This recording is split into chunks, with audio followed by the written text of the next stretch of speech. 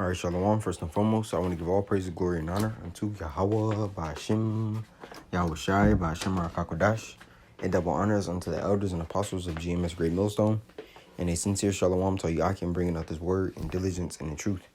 And as you see, this lesson is coming from Outkick.com, and it states, "Bad news, drinkers.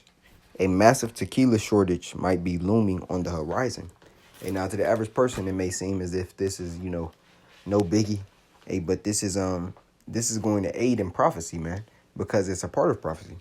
It says tequila drinkers might want to stock up while they can. Due to weather in Mexico, there could be a massive tequila shortage on the horizon due to agave, which is the plant that tequila is made out of. It says not being produced at a high enough level due to high temperatures. At a time when large agave crops are needed to meet demand, and ultimately this is all, due to the fact that, Esau is ruling, so he creates weather modification devices, and that, alters the life or the lifespan of certain crops.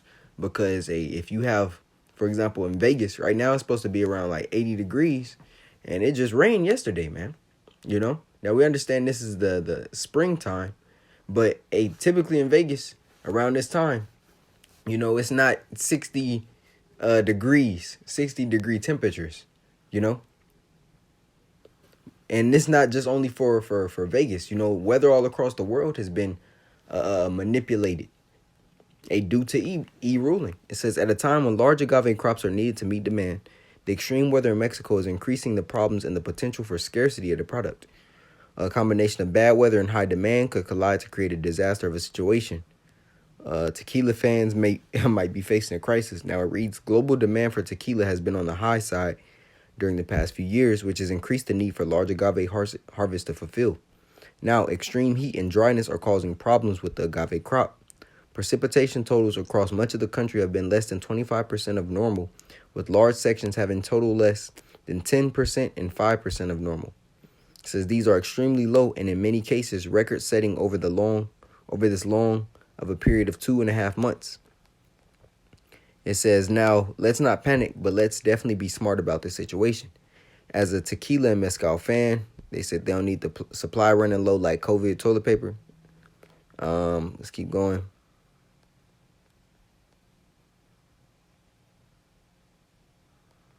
Let's see if we got any more. Basically, that was the point. Now let's go into the precepts. I want to start off in the book of Isaiah 24. Where do I want to start in Jeremiah? Yeah. I'll start off in the book of Jeremiah. Because we understand that liquor, whether it be tequila, wine, any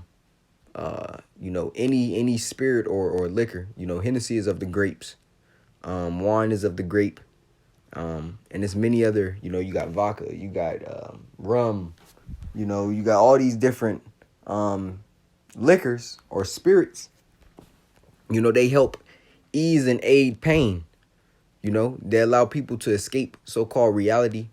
They ease. That's why the scripture says, "Oh, wine made for man."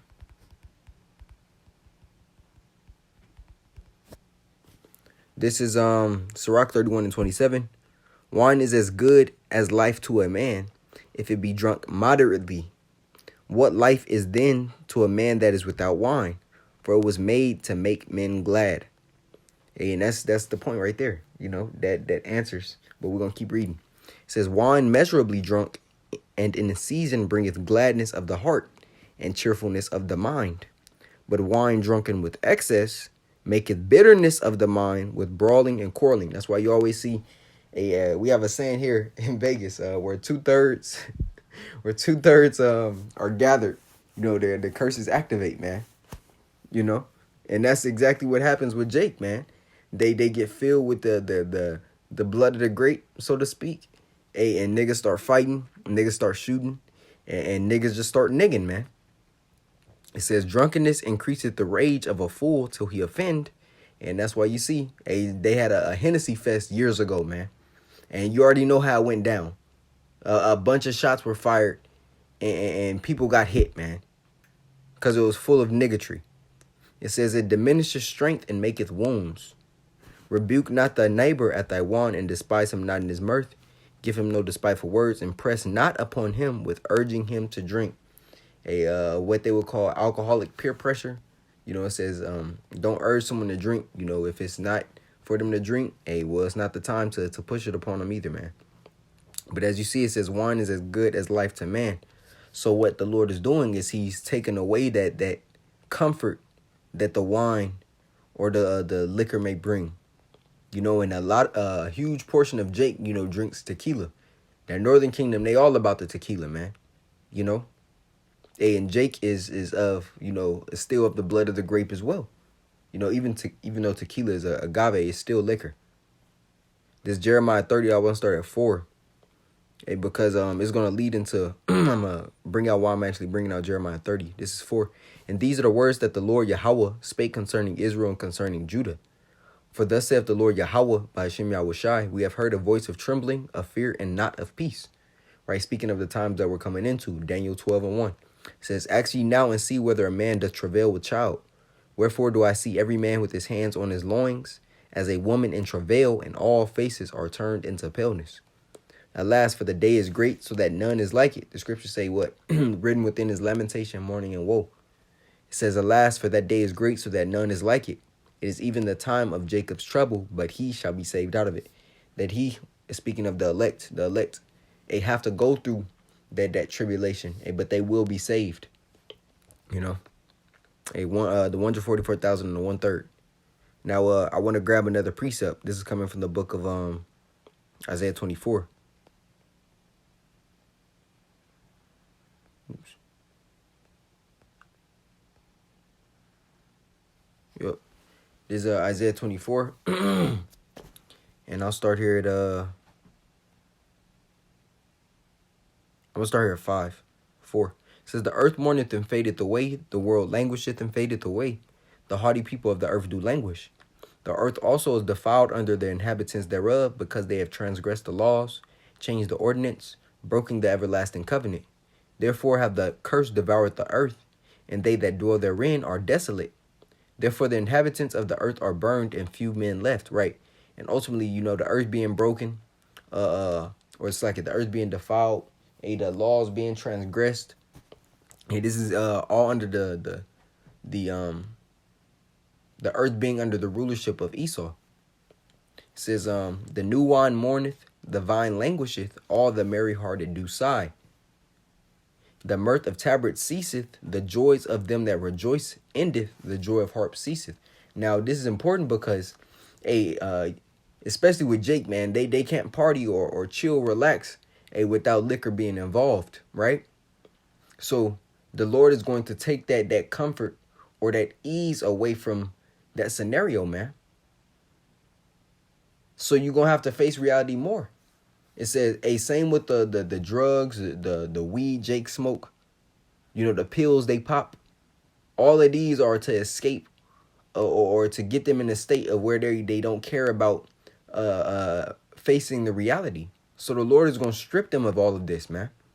It says, the mirth of tabrets ceaseth, the noise of them that rejoice endeth, the joy of the harp ceaseth. They shall not drink wine with a song. Strong drink shall be bitter to them that drink it. Right? They shall not drink wine with a song. Your parties, your clubs. And in Vegas, that's something that's huge here, man. Day clubs, nightclubs. And you got after night or after party nightclubs, man. Literally after nightclub close, or ends, the so-called party ends, and they do a late night one, man. It says, they shall not drink wine with a song. Strong drink shall be bitter to them that drink it.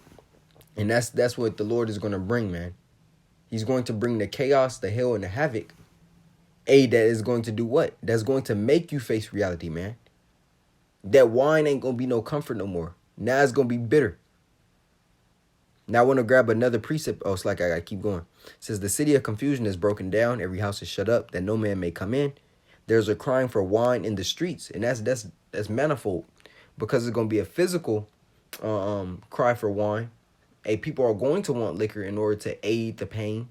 But it's going to be more important, the spiritual wine, man. There's going to be a cry for wisdom within the streets, man. because people are going to be wanting answers. And the scriptures talk about how the Lord, the Lord is going to make the tongue of the prophet cleave to the roof of their mouth.